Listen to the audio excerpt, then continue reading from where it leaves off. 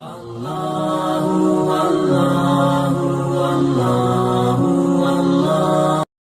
اللہ الرحمن الرحیم۔ السلام علیکم۔ آج کی نشست کا موضوع ہے حضور صلی اللہ علیہ وسلم کا مبارک نکاح۔ شہر مکہ میں ایک زمانے میں ایک بہت مشہور خاتون رہا کرتی تھیں۔ آپ کا نام خدیجہ رضی اللہ عنہا تھا۔ آپ مکہ کی نیک ترین اور انتہائی پروقار خاتون تھیں۔ آپ کے بلند اخلاق اور تعمیری کردار کی بنا پر لوگ آپ کو طاہرہ کے خطاب سے پکارتے تھے۔ آپ بے حد متمول خاتون تھیں۔ آپ ایک منجھی ہوئی تاجرہ بھی تھیں۔ آپ کی تجارت اور کاروبار بڑے زوروں پر تھے۔ اپنے وسیع کاروبار کی کامیابی کے لیے کمیشن اور شراکت پر لائق، محنتی اور شریف لوگوں سے آپ کا لین دین رہتا تھا۔ آپ نے یکے بعد دیگرے 2 بار شادی کی تھی، مگر بدقسمتی سے ہر بار آپ کے خاوند کا انتقال ہوتا رہا۔ حضور صلی اللہ علیہ وسلم کی شرافت اور دیانت کی تاثیر۔ ایک بار حضرت خدیجہ رضی اللہ عنہا کو کاروباری سلسلے میں حضور صلی اللہ علیہ وسلم سے واسطہ پڑا۔ انہوں نے شام جانے والے اپنے ایک تجارتی کاروان کی قیادت کے لیے آپ صلی اللہ علیہ وسلم کو منتخب کیا۔ حضور صلی اللہ علیہ وسلم کی دیانت اور فراست کی وجہ سے تجارتی قافلے کو کاروبار میں غیر متوقع منافع ہوا۔ سفر سے واپسی پر حضور صلی اللہ علیہ وسلم نے منافع کی ساری رقم اور شام میں ہونے والے تمام کاروباری سودوں کی تفاصیل حضرت خدیجہ رضی اللہ عنہا کے حوالے کر دیں۔ حضرت خدیجہ رضی اللہ عنہا کو نہ اتنے زیادہ منافع کی توقع تھی اور نہ اس سے پہلے کسی نے آپ سے اس کمال دیانتداری سے لین دین کیا تھا۔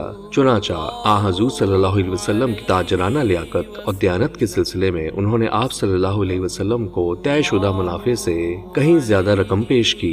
مکہ میں حضور صلی اللہ علیہ وسلم کے بلند اخلاق اور نیک سیرت کی شہرت سے حضرت خدیجہ رضی اللہ عنہا پہلے ہی بے حد متاثر تھیں۔ آپ صلی اللہ علیہ وسلم کے ساتھ پہلے تجارتی معاملے سے اس تاثر کو مزید تقویت ملی۔ مکہ کے متعدد عالی نسب افراد آپ سے شادی کے خواہش مند تھے، مگر آپ کا رجحان حضور صلی اللہ علیہ وسلم ہی کی طرف تھا۔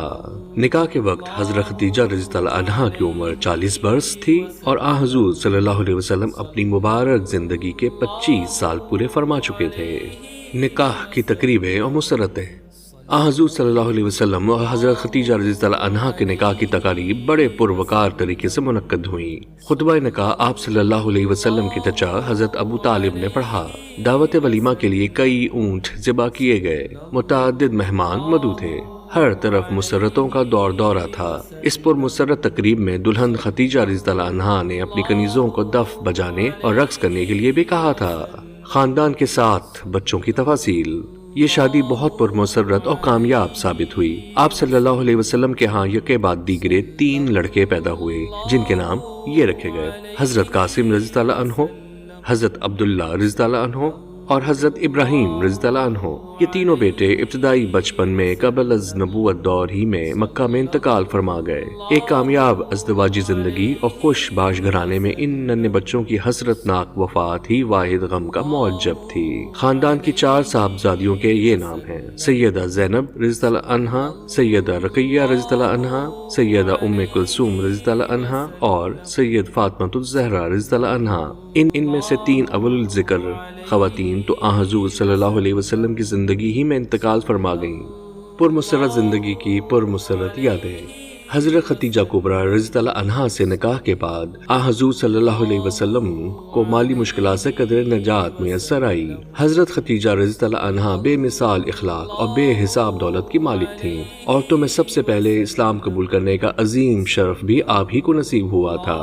حضور صلی اللہ علیہ وسلم اور آپ کی شادی اول سے آخر تک مسرتوں سے لبریز رہی۔ دونوں بلند مرتبت میاں بیوی ایک دوسرے سے بے حد محبت اور احترام کرتے تھے۔ 10ویں سنِ نبوت اور ہجرت سے 3 سال پہلے حضرت خدیجہ کبریٰ رضی اللہ عنہا مکہ میں انتقال فرما گئیں۔ اس وقت ان کی عمر 65 برس تھی۔ آپ کو مکہ میں دفن کر دیا گیا۔